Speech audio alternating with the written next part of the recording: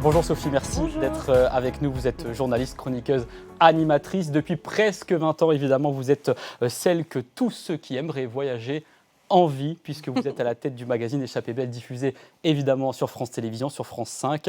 C'est incontestablement l'ambassadeur de l'exploration de la diversité et des beautés de notre planète. Ça, vous n'allez pas dire le contraire après autant d'années. Vous êtes né à Lille, mais si vous êtes avec nous aujourd'hui sur France 3 Auvergne-Rhône-Alpes, je le souligne, c'est parce que vous avez grandi à Légny, petit village situé non loin de Villefranche-sur-Saône. Vous avez encore d'ailleurs toute votre famille là-bas. Quels souvenirs vous gardez de votre enfance dans ce village ?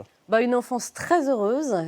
C'est vrai que j'ai grandi à la campagne. J'ai connu l'école unique où toutes les classes étaient mélangées, où quand il faisait beau, on n'hésitait pas à aller dehors pour en apprendre plus sur l'environnement, sur la nature qu'il y a autour de nous. J'ai eu beaucoup de chance de grandir à la campagne. J'ai vraiment été très heureuse. Comme vous le disiez, née à Lille, mais je suis partie de Lille vraiment dans le couffin. Je suis arrivée dans la région lyonnaise, j'étais toute petite. Donc, vos souvenirs sont ici ? Mes souvenirs sont vraiment ici. Mes parents sont de la région bordelaise, on bougeait pour le travail. Ils sont arrivés ici, donc j'ai des souvenirs aussi de migration l'été vers l'ouest, où on traversait toute la France par le Massif central pour rejoindre la région bordelaise. Mais oui, j'ai très très beaux souvenirs ici, que j'ai toujours, parce qu'en effet, ma famille vit toujours ici, dans le Beaujolais, dans les villages des Pierres Dorées. Alors, et votre père a d'ailleurs été maire de cette commune. Aujourd'hui, c'est votre sœur, l'une de vos sœurs, qui a pris le relais, qui a fait d'ailleurs la même école que vous, les FAP, l'école française des attachés de presse, donc à Lyon. Est-ce que vous saviez déjà à l'époque que vous vouliez devenir présentatrice ? Je ne sais pas exactement. Ce que je sais, c'est que je faisais de la danse, je faisais du théâtre. Je crois que j'aurais rêvé de monter à la capitale depuis mon village pour faire des cours de théâtre. Et puis, plus raisonnablement peut-être, ou peut-être sans talent pour être comédienne, j'ai continué mes études ici, à Lyon, en faisant en effet les FAP. En prenant peut-être le modèle sur ma grande sœur, Sylvie, qui avait fait les FAP. Isabelle, ma deuxième sœur, avait choisi une autre voie. Pierre, mon frère aussi. Donc c'est vrai qu'en travaillant pendant mes études dans des médias ici, au bureau de RTL à Lyon avec Serge Collonges et Robert Daran qui nous a quittés il y a quelques temps, ils m'ont vraiment mis le pied à l'étrier. Qu'est-ce qui vous a attiré dans ce métier ? Ils me faisaient découvrir les médias et en fait je sentais en fait l'adrénaline qu'il y avait à couvrir des événements particuliers. À l'époque, c'était le décès de Monseigneur de Courtrai, il y avait des manifestations étudiantes, donc j'allais glaner des sons comme ça pour les journalistes professionnels. Moi, j'étais que stagiaire et je me suis très vite rendu compte que j'avais envie d'être de l'autre côté de la barrière, c'est-à-dire que d'être devant la caméra. Voilà, devant ou à côté ou préparer, parce que j'étais très longtemps productrice de mes émissions, donc j'adore l'édito, comme on dit dans notre jargon, travailler sur l'éditorial des émissions.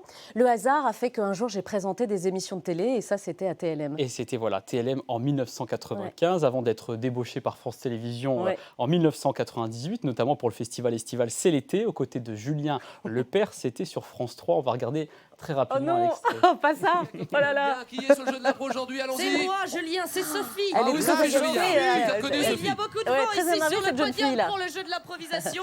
Je suis arbitre, il n'y a que moi qui ai le droit de mettre un siret. Comment vous avez vécu cette première expérience nationale? En fait, oui, là je suis un peu speedou. Déjà, je me souviens à peine de ce moment-là. Je me souviens du moment où je suis contactée pour faire ça. En effet, je suis animatrice en région, je viens de mon petit village et on me donne cette opportunité d'aller sur l'antenne nationale. Je suis vraiment la provinciale de service. Moi, j'ai toujours été très fière de pouvoir faire de la télé. Vous l'assumez pleinement. Ah mais oui, complètement. De faire de la télé ici, à Lyon, en région. J'en ai fait après à Dijon, j'en ai fait à Marseille. Oui, parce que c'est vrai que vous êtes passé sur France 3 Auvergne-Rhône-Alpes, France 3 Bourgogne-Franche-Comté, France 3 Méditerranée et aussi plus récemment, entre 2021 et 2023, sur France 3 Occitanie avec le magazine, donc au label Vie. Pourquoi vous tenez vraiment à maintenir comme ça un ancrage régional alors que vous êtes sur France 5 avec un magazine international? Oui. En tout cas, oui, non, moi j'ai cette chance-là, en effet, de pouvoir travailler sur différents types d'émissions. Et parce que je viens des régions, parce que les talents sont dans les régions, qu'il faut savoir les mettre en valeur. Ça, c'est un extrait de l'émission Au label Vie qui n'existe plus, mais qui a encore existé il y a quelques semaines sur France 3 Occitanie. On a des exemples similaires sur votre antenne aussi. Moi, j'ai commencé par ce genre d'émission il y a quelques années, quand c'était ici sur France 3 Rhône-Alpes Groupe Auvergne. Je faisais ça aussi à Télé Lyon Métropole dans mes débuts. Donc est-ce que vous êtes l'exemple que tout ne se passe pas à Paris finalement quand on veut travailler dans l'audiovisuel et que à la télé en particulier, on a quand même souvent cette impression qu'on doit obligatoirement aller sur une chaîne nationale? Mais parfois, on nous regarde un petit peu de haut à Paris en disant bon, tout se fait depuis chez nous, de nos studios parisiens, alors que non, la télé, elle se fait aussi en région parce que les acteurs sont aussi en région, les acteurs de la vie sociale, de la vie culturelle, de la vie politique, économique, certes. Et ça, vous le montrez dans Échappée belle et aussi. Oui, moi je le montre. Et moi, j'aime sillonner les territoires. Voilà. Et je le fais pour Échappée belle, pour d'autres émissions, pour des émissions en région sur France 3. Et j'aime les régions de France. On a une chance unique. On a un territoire absolument exceptionnel avec de véritables talents. Et ces talents-là, il faut savoir les mettre en valeur. Et c'est ce que l'on a vu récemment avec un numéro consacré à notre région, notamment l'Auvergne. 1h30 d'exploration et d'aventure. Car c'est vrai que lorsqu'on regarde ces émissions, on voit que vous n'hésitez pas à prendre des risques. On a quelques images de ce numéro en Auvergne, au cœur de la neige. Ah oui, ça y est. Comment vous vivez ces tournages? Non, mais de façon très intense, avec beaucoup d'humilité aussi, parce que comme vous pouvez le constater... Vous avez une pro à vos côtés, c'est ça? Voilà, je ne suis pas très à l'aise surtout. Christine qui m'accompagne est très sportive, elle, mais peu importe, c'est pas grave. Moi, vous savez, il y a une expression, pardon pour cet anglicisme, mais la girl next door.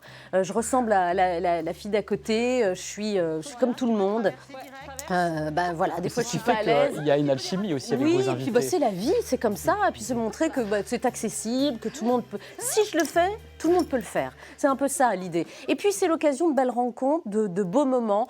Une fois qu'on a partagé ce moment-là, toutes les deux, on peut se confier. On est vraiment devenus complices, on est copines. C'est quelqu'un que j'aime beaucoup en plus.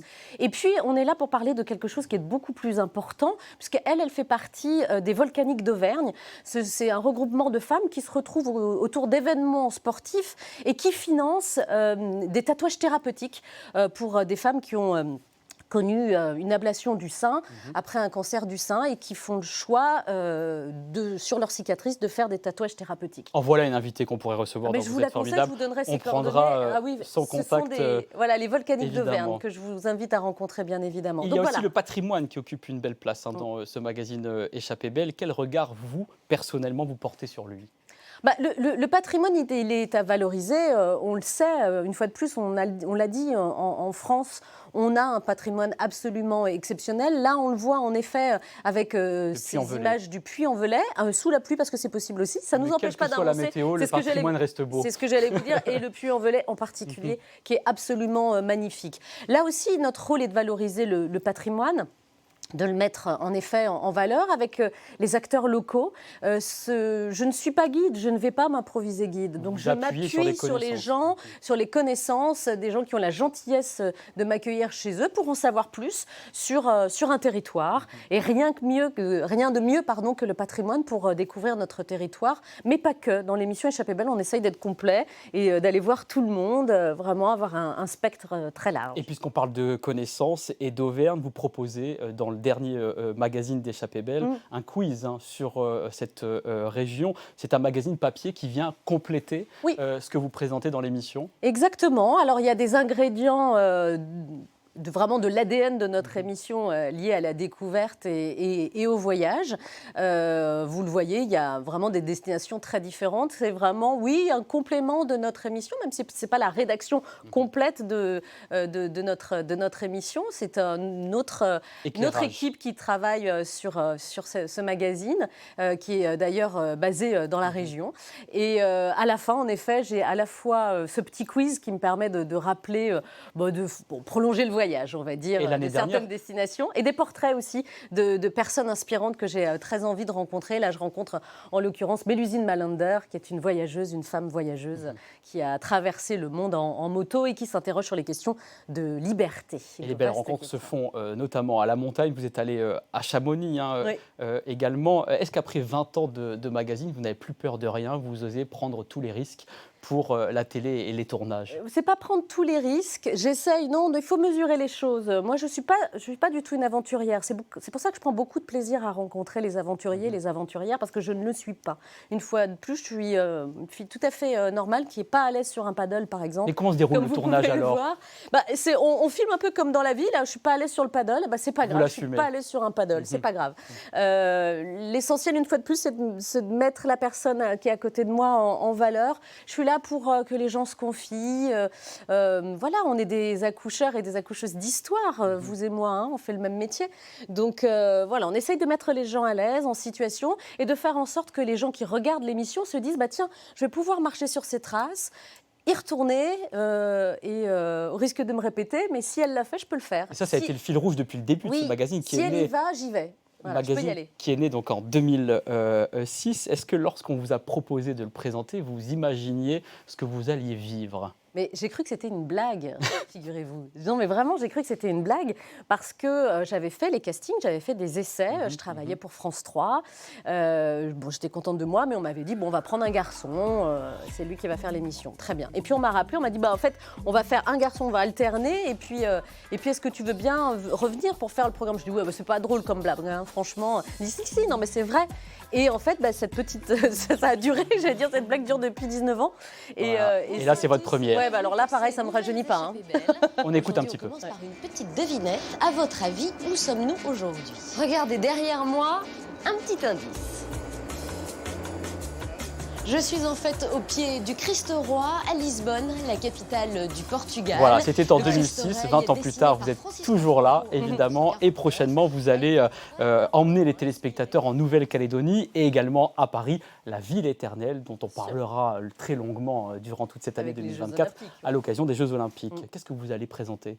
Alors pour cette émission en particulier, oui, c'est de dire que Paris reste une destination touristique à part entière, certes qui va être mise en lumière, la ville lumière, pour les Jeux Olympiques, et qu'il y a ce patrimoine exceptionnel à découvrir à travers le regard à la fois d'artistes, mais aussi de chefs qui mettent en valeur qui osent mettre en valeur l'olympisme, mais aussi le patrimoine, la culture. Donc on va essayer de découvrir ce Paris à travers leur regard. Et puisque vous parlez de Paris et de ses trésors depuis 2014, toujours sur France 5, vous présentez les documentaires Les Trésors 2. On va voir quelques images du trésor du Paris des années folles. On est aussi dans le centenaire des années folles. Que vous apporte ce travail qui est sur un autre format ? Ah oui, autre format, autre registre. J'aime beaucoup ce programme. C'est vraiment un autre exercice. Les Trésors, il s'agit de documentaires dans lesquels nous insérons comme ça des petits plateaux de transition pour compléter ce qui est raconté dans le documentaire. Je ne suis pas du tout la réalisatrice de ces documentaires. Je ne fais que présenter, incarner ce programme. Mais c'est un sujet qui vous colle à la peau. Mais j'adore ça. C'est passionnant. C'est passionnant parce qu'on a la chance d'avoir accès à des lieux absolument exceptionnels. Et une fois de plus, je le fais pour les gens qui regardent ces programmes-là et qui se disent, écoutez, à travers le regard, l'expérience de Sophie, peut-être qu'on peut le faire aussi. Dans quelques instants, on va essayer d'en savoir un peu plus sur votre vie personnelle. Mais avant cela, on va mettre en lumière une invitée que vous souhaitiez avoir à vos côtés ce matin. Vous ne la connaissiez pas jusqu'à il y a encore quelques minutes. De la rencontrer, Elle s'appelle Sarah Missillier, c'est la coordinatrice autonomie insertion de l'association Le Prado Itinéraire qui construit, entre autres, on le verra, le renforcement des compétences parentales, mais aussi qui permet l'accès à l'autonomie, à l'insertion socio-professionnelle des jeunes de 15 à 21 ans. Ce sera dans une poignée de minutes. Avant cela, voici l'envers du décor.